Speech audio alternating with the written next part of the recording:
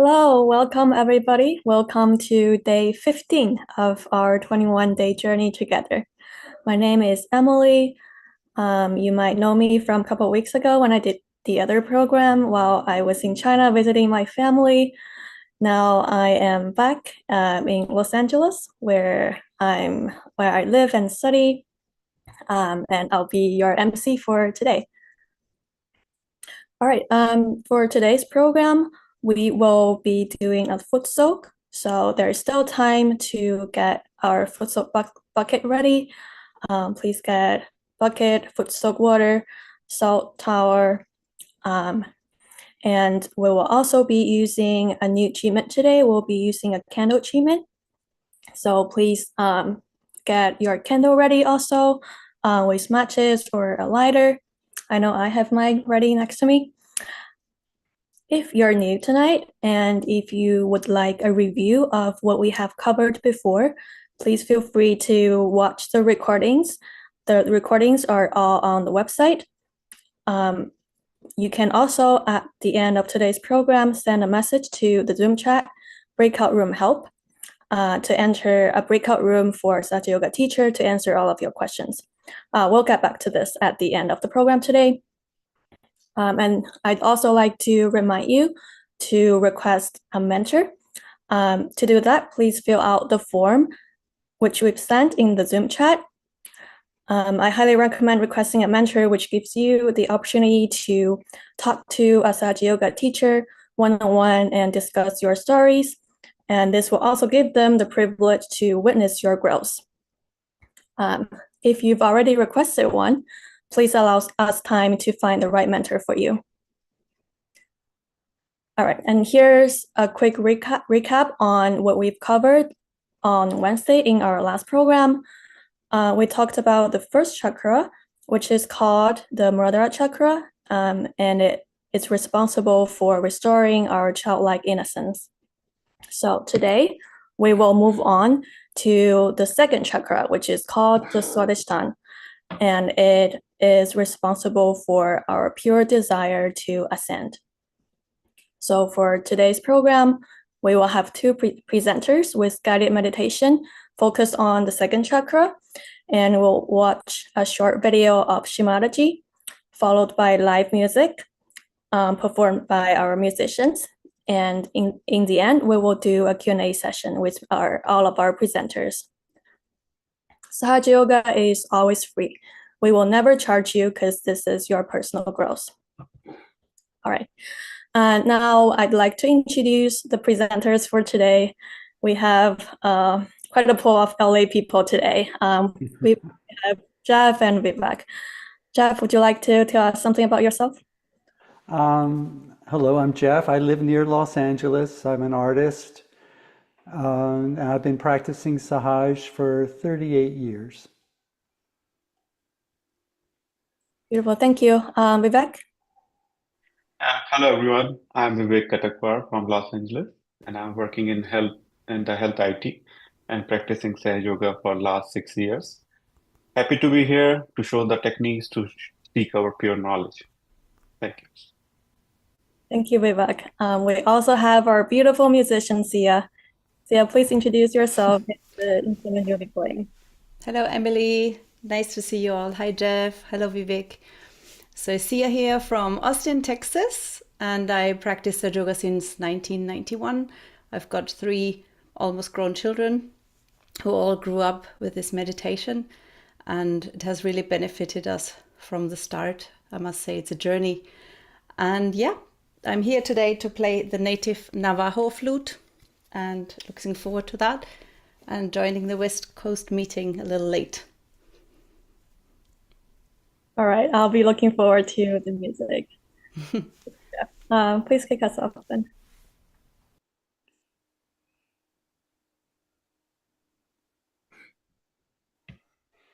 So, good evening, everyone.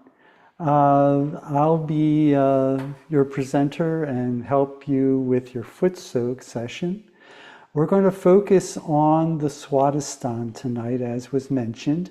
That's the second chakra in the lower abdomen. It gives us creativity, pure knowledge, pure attention, inspiration, and dynamism. It is also the root of the right side specifically. So we will discuss that. I will focus in our foot soak section on the center Swadhisthana and the right Swadhisthana.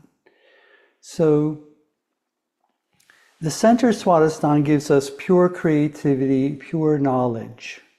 The residual energy of creation resides here within all of us. And those who have an enlightened Swadhisthana, what they create or what is produced through them has vibrations. So that when you're in the state of meditation, what you are doing is not only creating something physical in matter, but you're actually creating vibrations. This is a big change after you get your awakening, that you are the creator of vibrations. And there are famous people throughout history that had this Swadhisthana chakra enlightened. Michelangelo, Mozart, Einstein. So, for example, Michelangelo, he was aware that he was just an instrument. He allowed the energy to just flow through him. As he put it, he was just releasing the figures that were already in the stone. Mozart would sit and write complete symphonies without changing a note in a meditative state. And Einstein, speaking of pure knowledge, he relates the story how he was blowing soap bubbles and the theory of relativity dawned upon him from the area above the head, which he called the torsion field. So that's what we can experience. We can be an instrument and let it flow through us. So let's get our foot soaks ready, get our tubs ready in front of us, and let's raise our Kundalini and give ourselves Bandhan.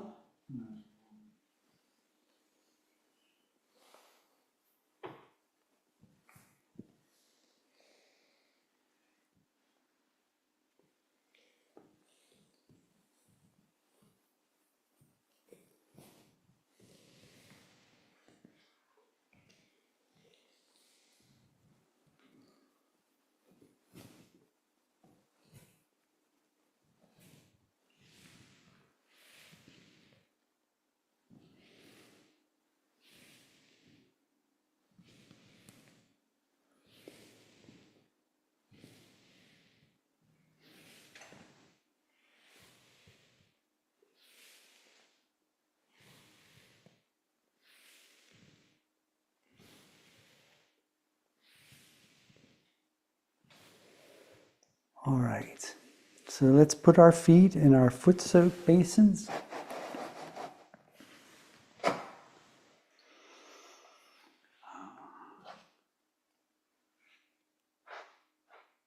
And we'll focus on clearing our Swadhisthans. As I mentioned before, I'll focus on the center and the right side. So let's place our right hand on the center of our lower abdomen, in the center of pure creativity, and desire that this quality of creativity be awakened within us. Now, when we speak of creativity, it can be anything. It doesn't have to be a work of art. It can be you've created a meal. You've created an email. That anything that is created through us, we desire that it is enlightened, that it has vibrations. And as is shown by these great souls in the past, what they've created in the past still has vibrations hundreds of years after they're gone. So please give me, Mother Kundalini, pure creativity.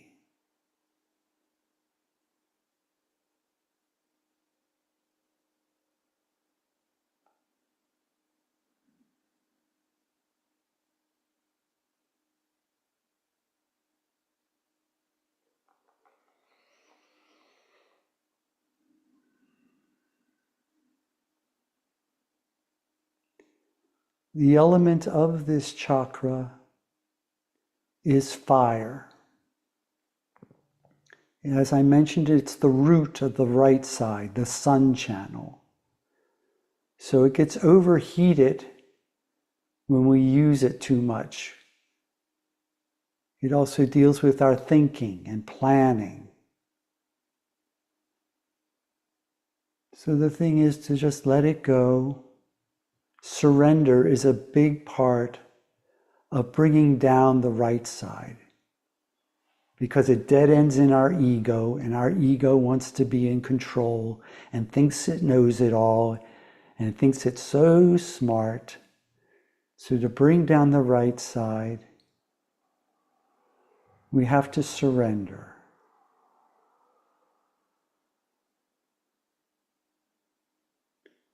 When you feel tingling on your thumbs, the Swadhisthana is located on the thumbs of the hands.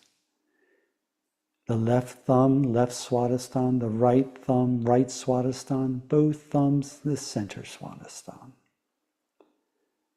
So you can check to see if you're feeling any sensations on your thumbs.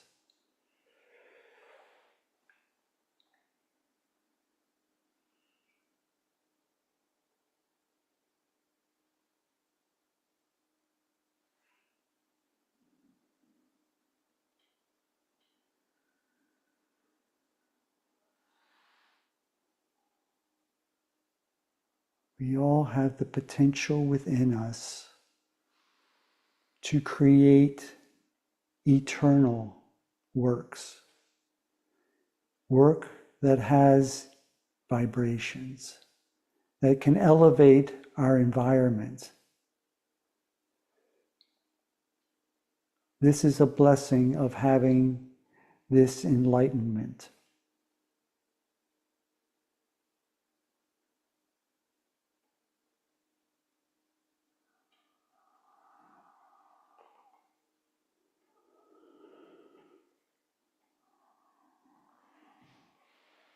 Now let's bring our right hand to the right Swadhisthana. As I mentioned, it is the root of the right side. The enemy, or the catch of the Swadhisthana, is anger. It comes from our ego. It starts in our right Swadhisthana and dead ends into our big fat ego. But the anger, impatience, intolerance, all these things. If you find yourself being impatient and losing your patience with others, then you know the right Swadhisthana is overheated. You have the stereotypical temperamental artist that goes off the handle over little things because they think they are the doer. So a good prayer for the right Swadhisthana that I try to evoke every time before I start an art project is, I am not the doer. You are the doer of all things. Please may I be your instrument.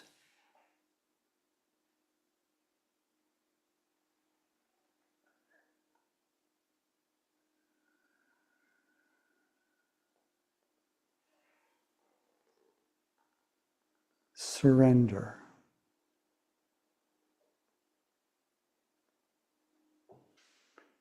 Krishna spoke of surrendering the fruits of our action.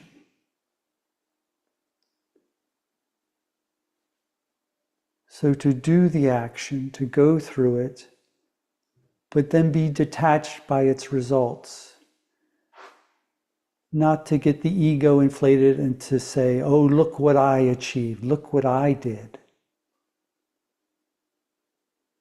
But it's amazing when you realize that you were just an instrument, when it just flows through you.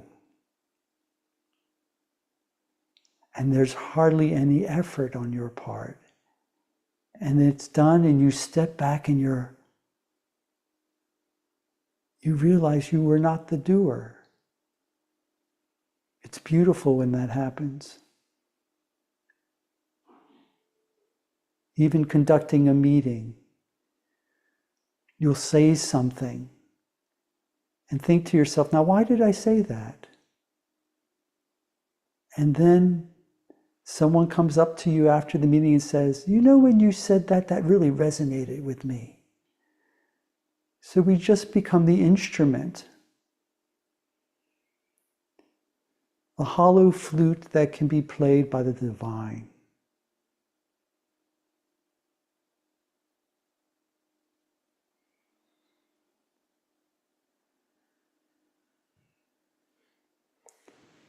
But if you're not feeling that center, if you're feeling agitated, aggressive, impatient, overheated right Swadhisthana, it's like the speedometer of our body, then you want to ice it. Again, it's the root of the sun channel. So you can get an ice pack or get a Ziploc bag and put some ice cubes in it, a little salt for the earth element, and ice the Swadhisthana.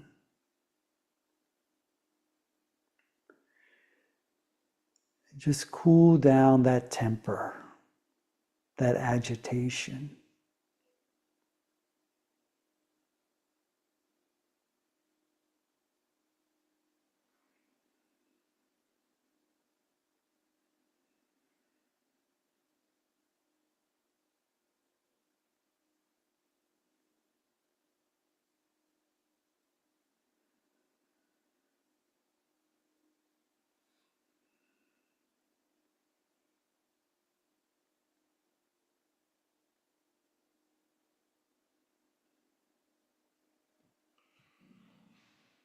Let's put our right hand back on our lap.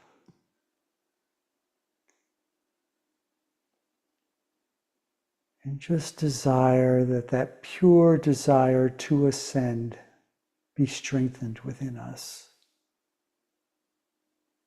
To be an instrument of this divine power, this creativity. To be inspired.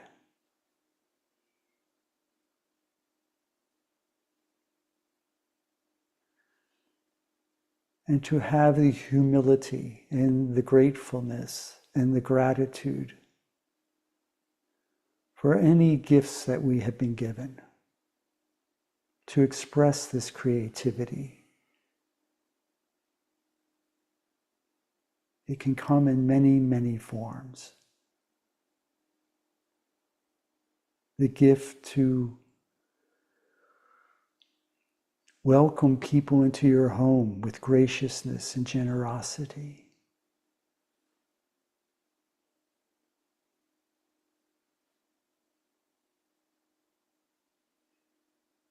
Again, it's not limited just to art, but whatever we produce, whatever is created can have vibrations.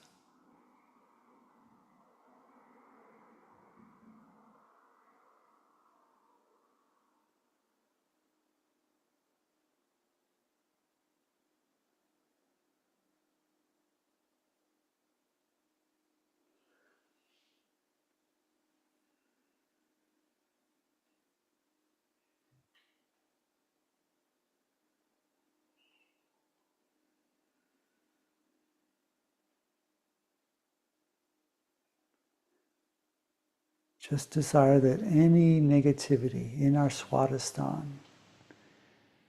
be drawn down our legs and into our basin. That the salt water absorb any negativity in our Swadhisthana chakra.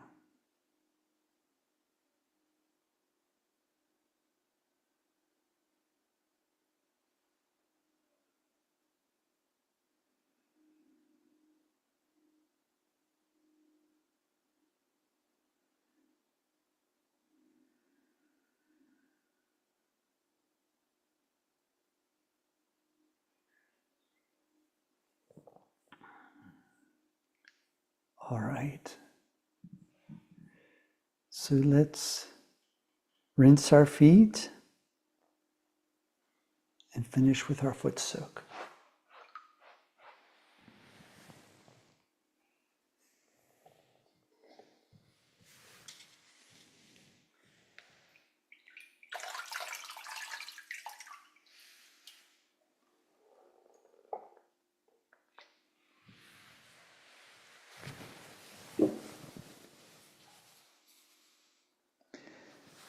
And once you're done with that, then we're going to listen to a talk by Shri Mataji.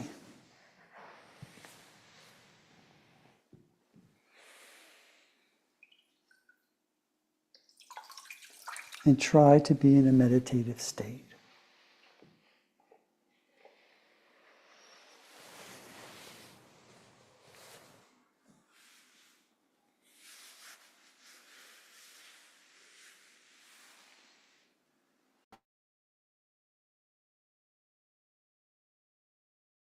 There has been never such confusion in the minds of human beings as it is today, as to the right or wrong. Never so much. Whatever was said, this was not good, they would do, knowingly that they are doing wrong. If they were good people, they would say, all right, this is good, we'll do the good. But everybody knew that this was wrong or right. They may do it. But today, no one knows what is wrong and what is right. Apart from wrong and right, it's much beyond that. You have to know yourself. Because this awareness is within us that we do not know ourselves. We do not know the absolute. We live in a relative world. Of this, everybody seems to be conscious, maybe in the subconscious or maybe in the unconscious. But definitely there's a feeling in every one of us that we do not know. And it's a very honest feeling. It's a very sublime feeling that we have to know something more. Now, when we say the word know, we think as if I would say, I don't know about Derbyshire, I've never been there. Now, this means what? I don't know about Derbyshire. I mean, what don't I know about Derbyshire? I can read it in the books. I can find out. I can know all the history of Derbyshire. I can find out who are the people who were making beautiful porcelain here. I can find out all about their history, everything I can read about it. Still, why should I say I don't know anything about Derbyshire? Because I have not been to Derbyshire before. I have not been to Derby. I have not been to this area. I have not seen this place. I have not visited it. I have had no experience of this place, so I don't know about it. This is exactly what is the situation. The situation is that we do not know about the divine. We have read about it. We have heard about it. So many people have written about it. Once they know there's an inquiry about it, they come out with books. Books after books, thousands of books they have written. How many of them are true and how many of them are untrue? It is impossible to find out because we do not actually know. Supposing somebody says that Duke of Bedford was born in Derbyshire. All right. How will I know? I would not know till I meet somebody who is really belonging to that place, who knows about it. In the same way, the knowledge that we have also about divine is very confusing. But this is not knowledge. This is never the knowledge.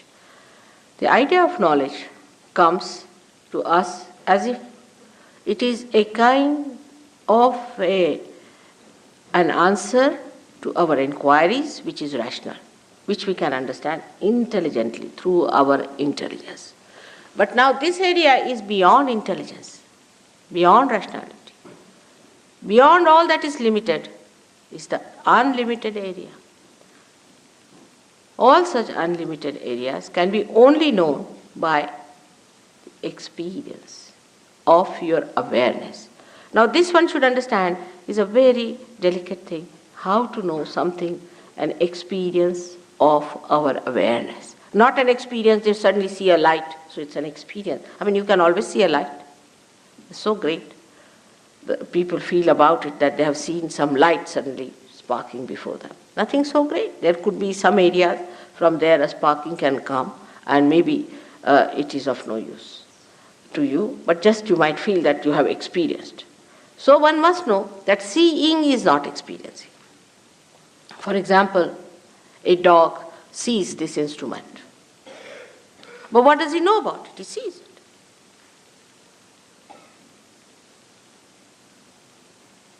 Awareness, the human awareness, has so many great things about itself compared to the animal awareness.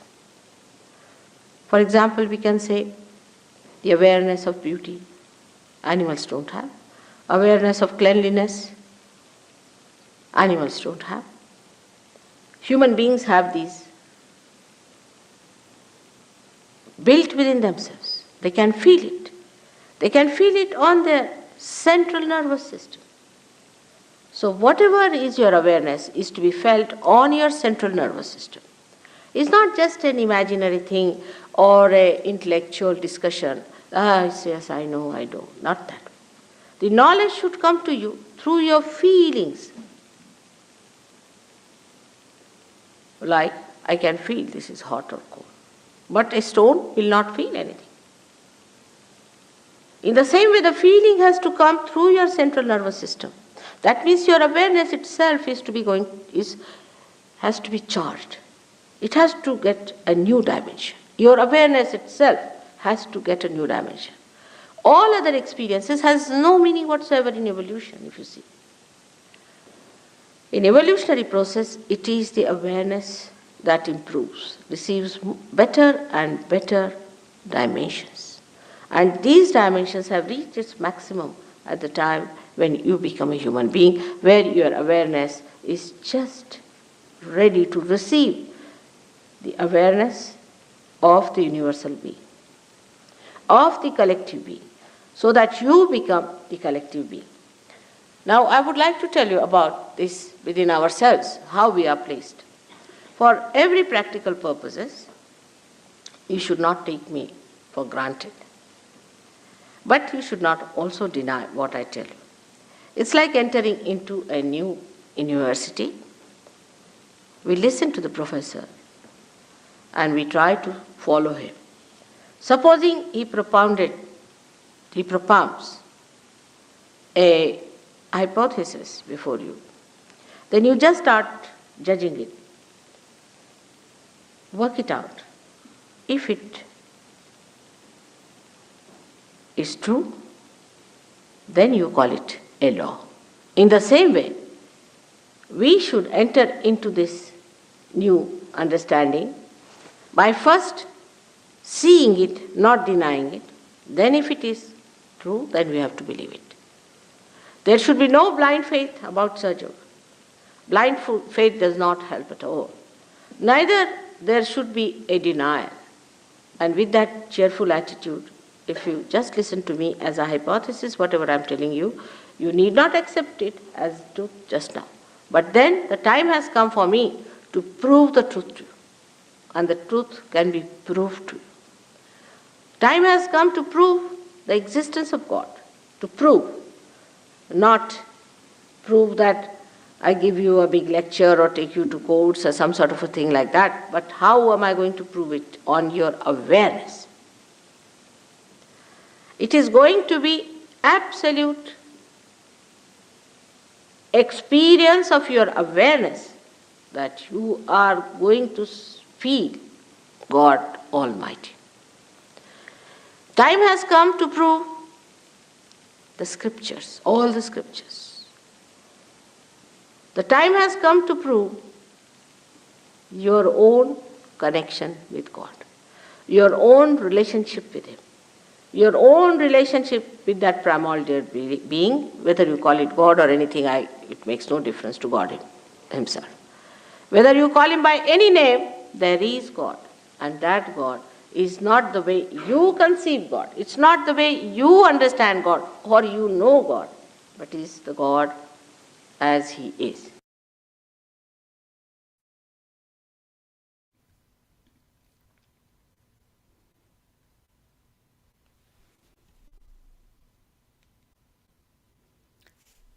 So with our hands open on our lap, we can close our eyes. and we can be ready and open to feel this truth that Shri Mataji talked about, and this knowledge. Feel it on our subtle system, feel it on our hands. We may or may not feel a cool breeze on the hands, but just for now, bring your attention on top of your head, or be even better beyond. Just leave it there. Even if the hands are going down, leave your attention all the way up there in complete silence. And if thoughts are coming, once again you bring your attention back on top of your head and just feel.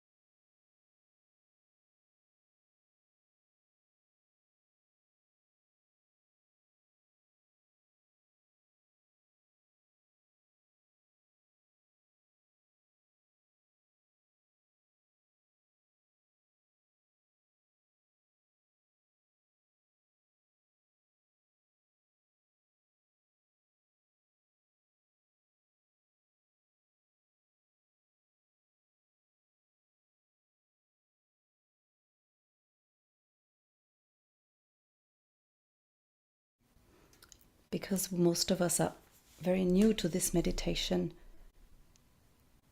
we may feel distracted. And what helps is just to ask, Mother Kundalini, please let me feel on my hands. Let me feel the truth on my hands. Let me feel those vibrations on my hands. And let me enter into thoughtless awareness.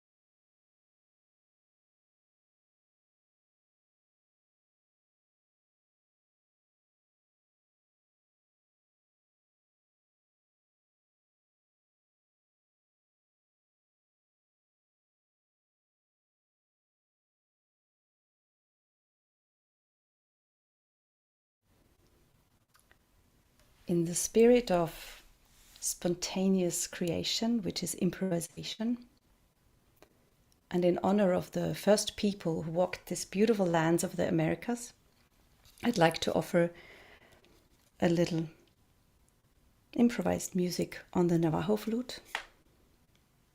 And whilst we listen to the music, let us keep our eyes closed and just use the music as a vehicle to help us in meditation, to stay thoughtless. And once again, if thoughts are coming, then bring your attention back on top of your head and just completely remain in the now.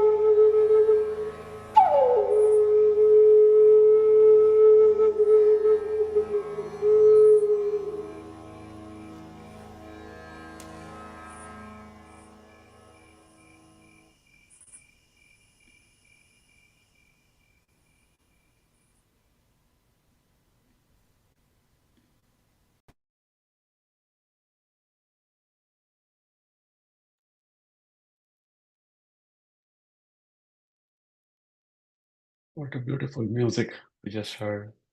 It just took us very deep into the meditation. Now just keep ourselves into this state for a couple of minutes. Keep your eyes closed and keep your attention on the top of your head.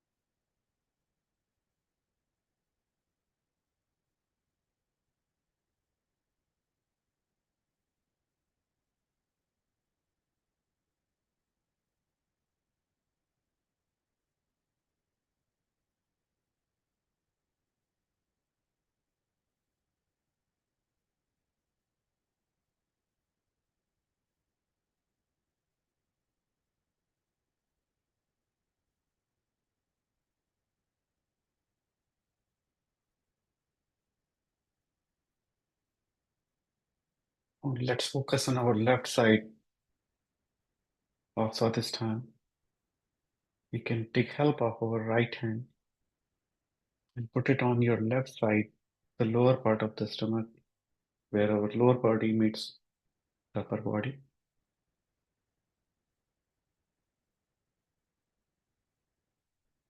And here we need to request this energy within us. Give us the pure desire to get the union with the higher ups. We say God, we say superpower. Just connect me with this higher power.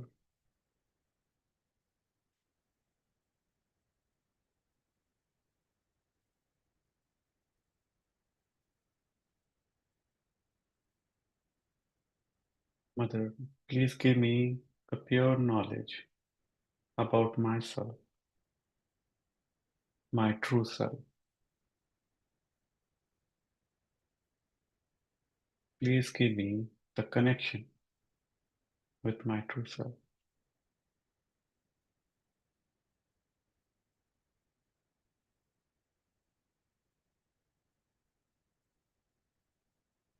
We need to start feeling the love of the superpower as if it is holding our hands to take us higher and higher into our spiritual ascent.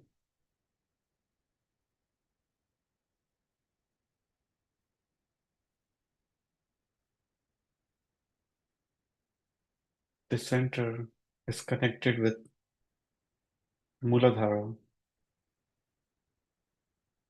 The innocence awakened in our Muladhara. We desire the pure knowledge, the seeking of pure knowledge, to know our true self, our spirit.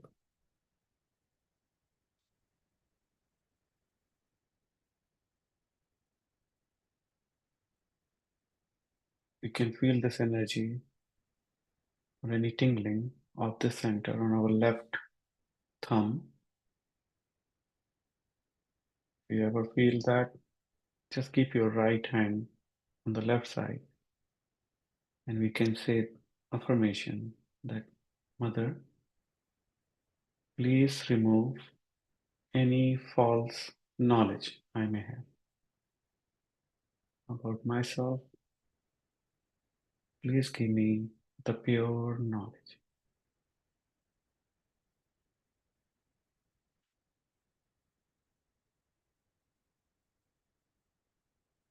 Now you can keep your right hand on your heart where we want to know ourselves. that we are not this body, not the emotions, not this mind, not this ego. We are our true self, the pure spirits.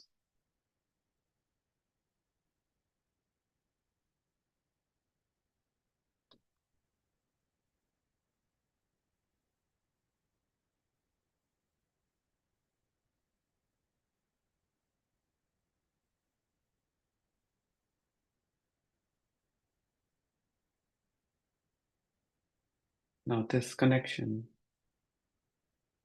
our Swadhisthana, crosses over our forehead and meets on the right side where our superego is.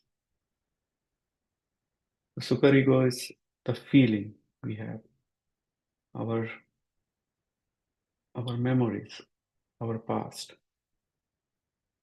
which makes or gives us the false idea or ideas about ourselves.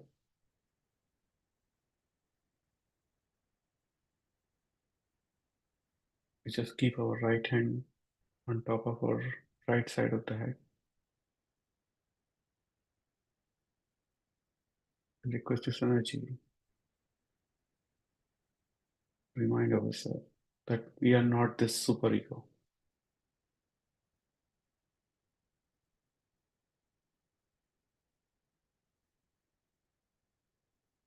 Now, to clear this energy center, we can take help of candles,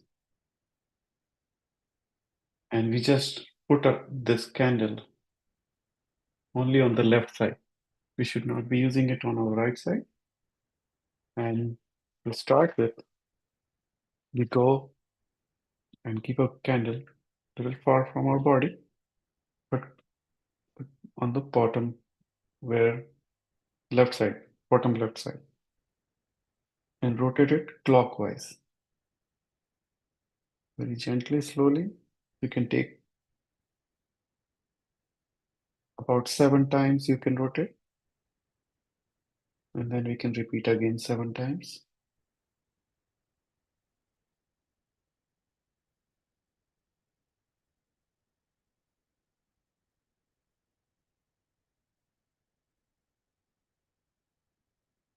And we can again clear. You can still keep your attention on top of your head.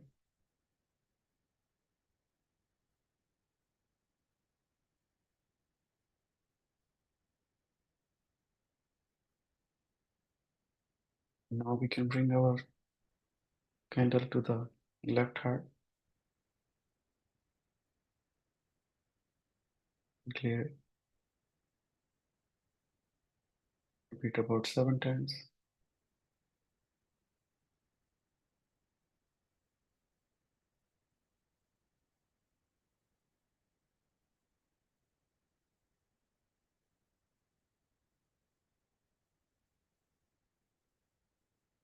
And now cross over to the right side and rotate it clockwise for our superego.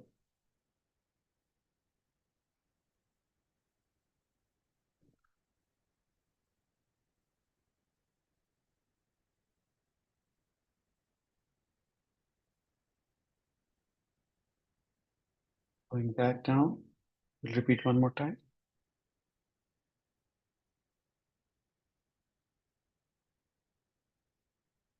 Count is not important, just need to clear with candle. And why we are using candle on the left side? Because this is our moon channel, which is cold side. We wanna give the heat to it.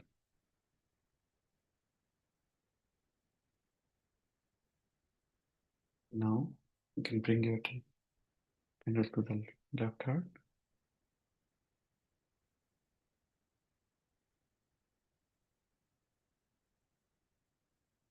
This is to bring the warmth in our heart.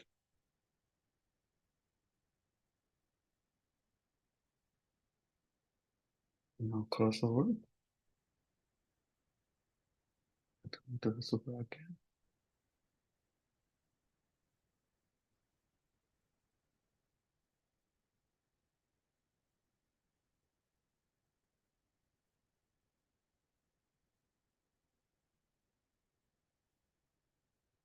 Going back down. Let's repeat one more time.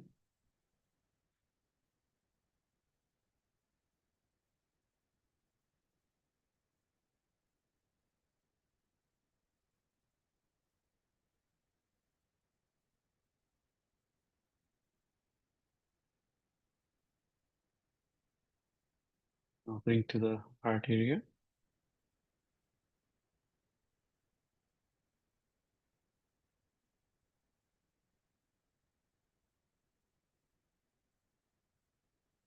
Now crossing over here, coming to the right, and go clockwise.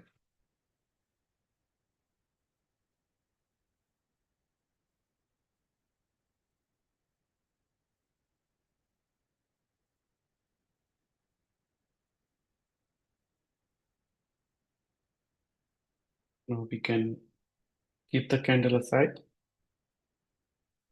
and focus back, bring our focus back on top of our head. You can take help of your right hand to bring this energy back on top of your head by gently bringing it up, keeping it on top of your head.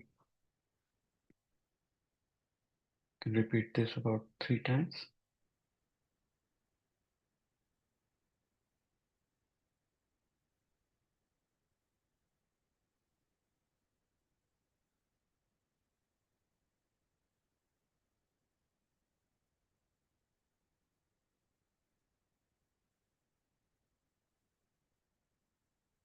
You can rest your hand on your lap. Keep your attention on top of your head. So feel the vibration on your left and right hands, on your palms. It will be a very gentle breeze coming out of your hands. Even if you don't feel it, it's fine. Keep your attention on top.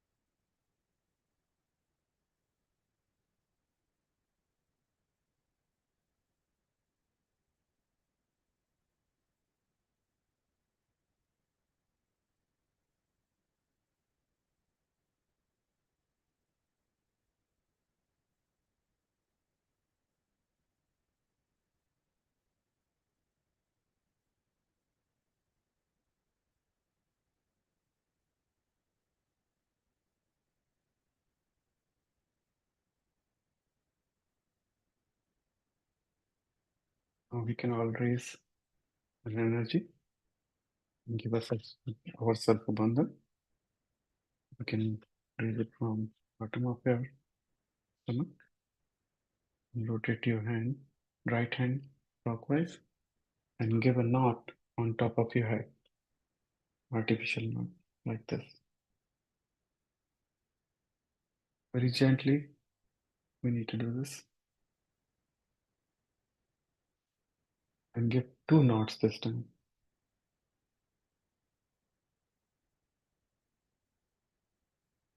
Third time, 3 knots.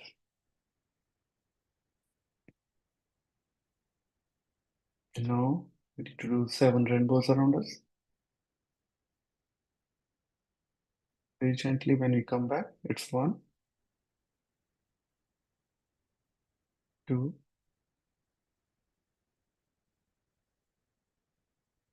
3,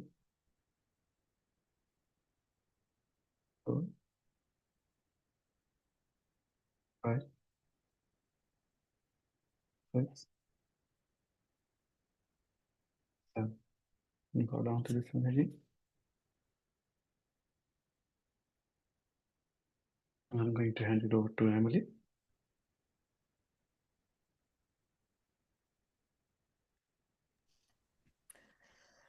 All right. Thank you, Vivek, and thank you, Jeff and Sia. Such beautiful music and meditation. It just makes me feel so lucky to be here today. As we're going to an end, here's just a couple quick announcements for you. For the next program on Monday, October 14th, we will continue to the third chakra, the Nabi chakra, and this will help us feel contented in our daily lives.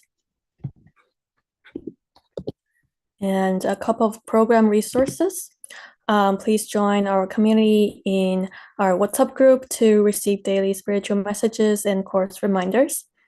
And you can also find all the live session links, recorded sessions, handouts, and more information in the website below. Here's the QR code on the slide below, which will take you directly to the website. Cool. And as we've mentioned before, we highly recommend you to join our mentor program. We're going to find you a mentor which can meet you one-on-one and answer your personal questions and guide you towards a deeper experience in your meditations. And you'll be surprised how much mentorship will help you, and also how much you will help your mentor in your conversations together.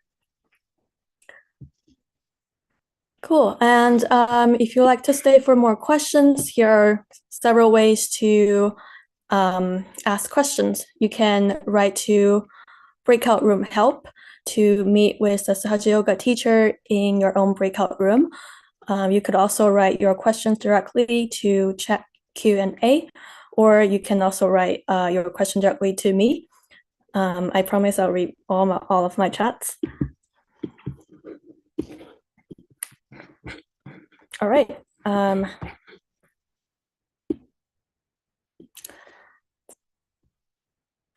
Now let's bring up Vivek and Jeff here again, and we're ready to answer any questions that you have.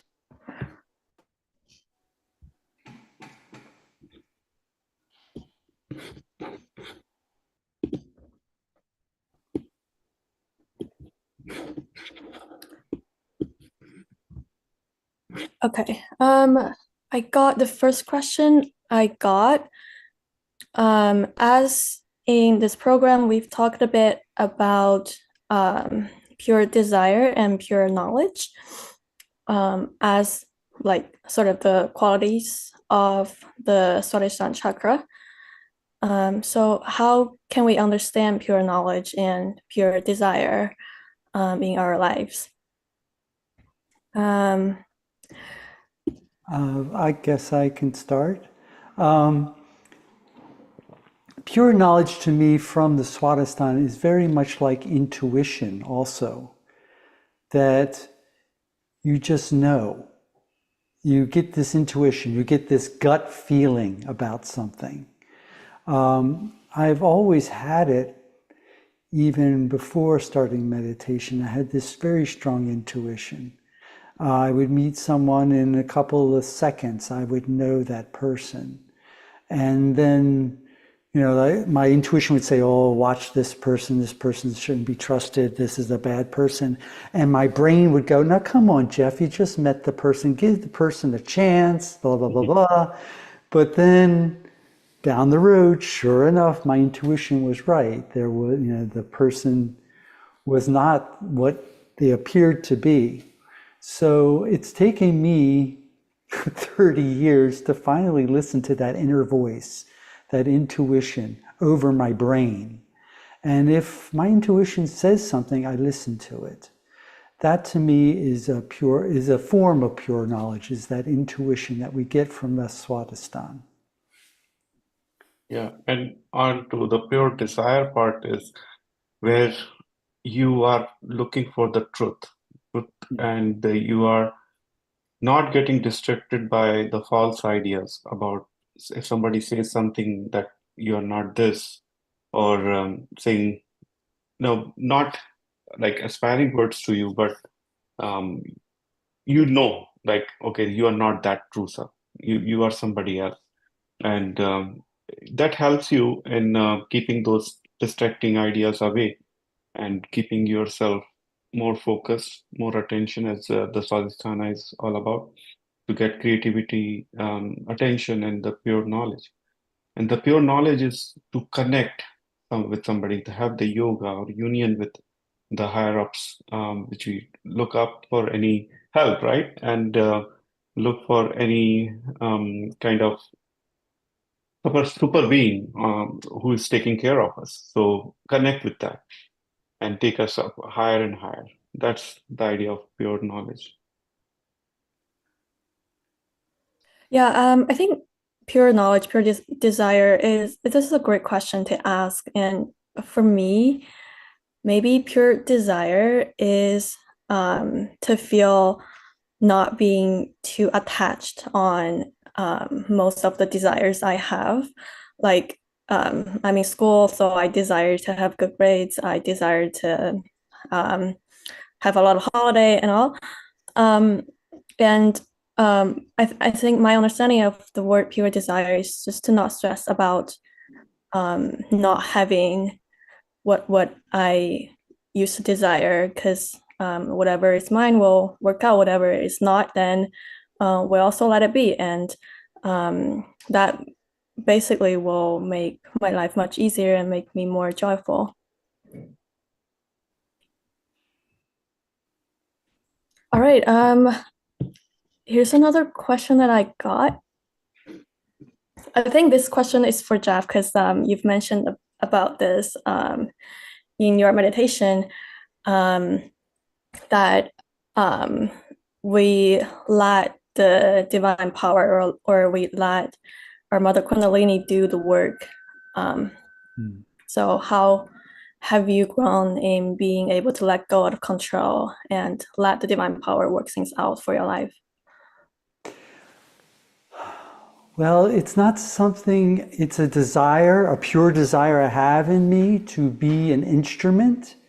And I don't necessarily have control about when that happens. But when it does happen, then it's beautiful. I can mention 2 experiences I had where I knew I was the instrument. You know, I'm a painter by profession, but my hobby is acting. So it was easy for me to sort of let go of being the master and being the doer, because acting is not my main focus. But there was this time I was playing a very old man in a play. I was playing the oldest character, and I was one of the youngest people in the cast. And the play takes place in the winter. And so we're wearing layers and layers of clothing, winter clothes and hats and everything. And we're doing the play in the summertime. And the air conditioner broke in the theater. So we are sweltering, we are sweating. And I'm thinking, oh, my makeup, because I was made up to look like an old man, must be just pouring down my face. And I have this scene, it's a play called The Dresser. And I go into the set, within a set, and I was so uncomfortable. And then the next thing I know, I'm walking off stage, and the stage manager is going, yeah, great job, yeah. And I'm like, I don't remember doing the scene. I don't remember doing it. I was not the doer. I don't remember doing the scene. I was so physically uncomfortable that my awareness went elsewhere, just to get away from the discomfort of the heat. And people in the audience, people in the cast saying, wow, that was the best you've ever done that scene. And I'm like, I don't remember doing it. Another time was I wanted to sculpt a portrait of Shri Mataji to give it to her as a gift. And it was really easy for me to say, I am not the doer. I'm not a sculptor. I'm a painter. So I was like, I am not the doer. May I be the instrument. So I had laid out in front of me all these different pictures of Shri Mataji from different angles. And I had a lump of clay. And I started just working with the clay and just modeling it. And, and next thing I know, there's Shri Mataji looking back at me. And it was so effortless. Again, I knew that I was not the doer. But something else I wanted to mention is that whatever we create can have vibrations. And I mentioned cooking. I'd only been practicing Sahaja for maybe a month. And I went to a house of a girl who was practicing meditation for a long time. And it was in the winter in New York. And she gave me a piping hot bowl of soup. And I could see the steam rising off of it. And she said, put your hands over it, you'll feel cool breeze. And I was like, how can I feel cool breeze off of a piping hot bowl of soup? I see the steam rising. So I went, oh, okay. I put my hands over the soup and I felt cool breeze coming off of that hot soup. So there was an example of someone just preparing a meal, putting vibrations into the food. And, your next meeting will be about the Nabi and about how the food can vibrate and nourish the Nabi chakra on a subtle level. So those were three instances where I felt I was not the doer, or I felt how someone could create vibrations by something they made.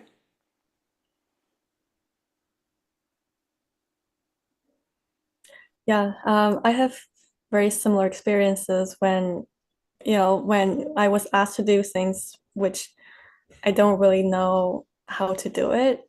And when I was young, we always have to write Chinese characters beautifully in a calligraphy style.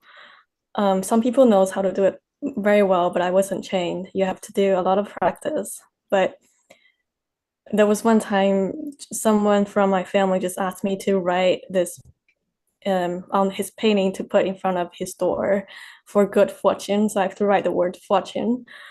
But I was not good at it at all. But then it just somehow, because I was a kid, so now I would have stressed about it. I would be like, oh, how do I do it? But then as a kid, I think we have this natural power of not thinking too much about things and just do it. And that beautifully. Ego is not afraid. Yeah, exactly. It just happened. And then even still now, I don't even know how to do it. But still, just that day, that moment, I did it.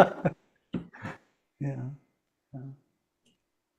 There was one time where Shri Mataji was somewhere in Asia where they were having an ikebana contest, which is the flower arrangement. And the followers, the yogis said, Shri Mataji, you should enter. You should enter the competition. And so she said, all right. And she did a ikebana arrangement without any formal training or anything. She was, these were all students of the school. And she won first place. So, again, that's spontaneous creativity. Yeah. Yeah, I guess the last question I got is just going after that. How have you seen your creativity manifest since you got realization? Well, the thing is, I've always been an artist. I was born with a paintbrush in my hand. There was never any question what I was supposed to do in this lifetime. And my kindergarten teacher wrote a note home to my mom saying I had talent, I should be encouraged. I won national competition in first grade, that kind of thing. But the thing for me, what has really deepened my creativity is that I knew it was a gift. No one else in my family was artistic. I was the odd one. And my mother and my aunt both said, "How did you ever end up in our family?" Because I'm so unlike any of my relatives. So all my art, even from the beginning, I was making it as a way of saying thank you for this gift to the divine. But now, after my awakening, I can feel the vibrations. I can feel it. I can feel that divine blessing me. I can feel it flowing through me. Before it was mental, that I'm doing this for you. Thank you for this gift. But now I actually can feel it, and I can feel the vibrations. My artwork now has vibrations. I can feel it. And nature respects it. One time, or actually 2 houses that I did artwork in LA were victims of earthquakes. And in both cases, the cracks came down the walls and around my artwork. And then another house, there was a drawing I did that was on the wall. And they had a fire in the house, and the fire went around the wall, went along the wall and around the drawing. So, the Last Supper, Leonardo da Vinci's Last Supper, it is a miracle that painting exists at all, because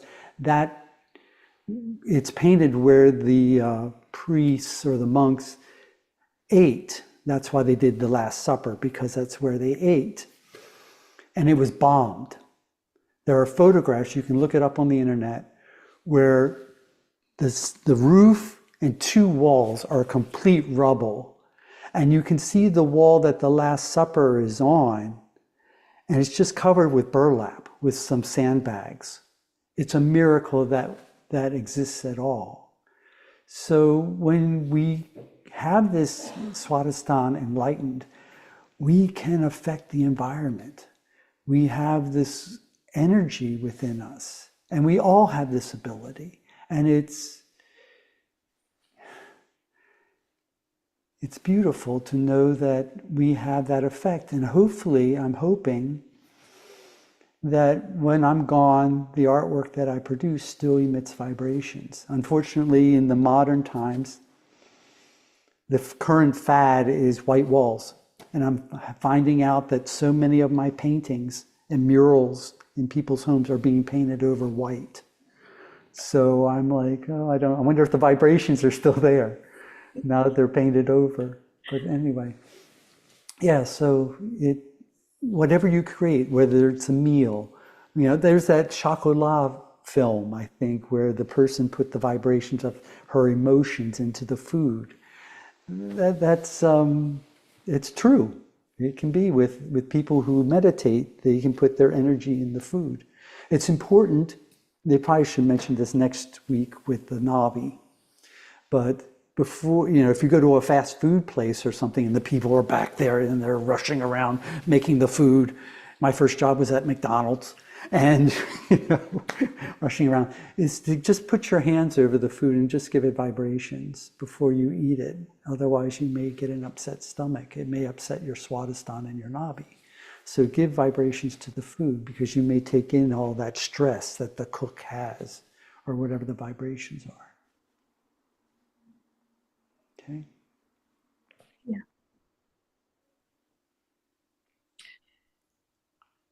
That's all the questions I got. Vivek, you have more things to add? Yeah, I would like to share my experiences after Sahaja yoga meditation I started. So I work in IT, and it's sometimes very stressful.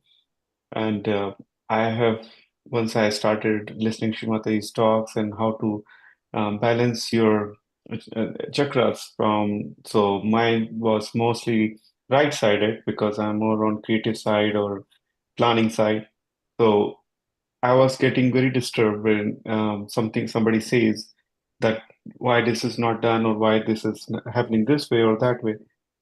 So that helped me, after the meditation that, okay, again, you're not the doer, and do not bring your ego very high because you don't have to please everybody.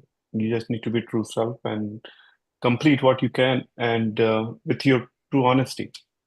That's how I kind of control my emotions on those, like, okay, why somebody saying this way or that way. So by learning all these techniques, we know how, first of all, are we feeling that thing or not? Like, are you feeling ego? So you know how to control it. Let it, how you let it go. That you remind yourself that you are not the doer, and just be yourself, just the true self. Yeah, that's very important. Yeah. All right, we're coming to an end of our program today. If you like to chat more or meditate more, feel free to stay in the breakout rooms where Sahaja Yoga teachers will be there for you. And feel free also to stay as we play more meditation music. And we will see you on Monday for the next program. Bye, everybody.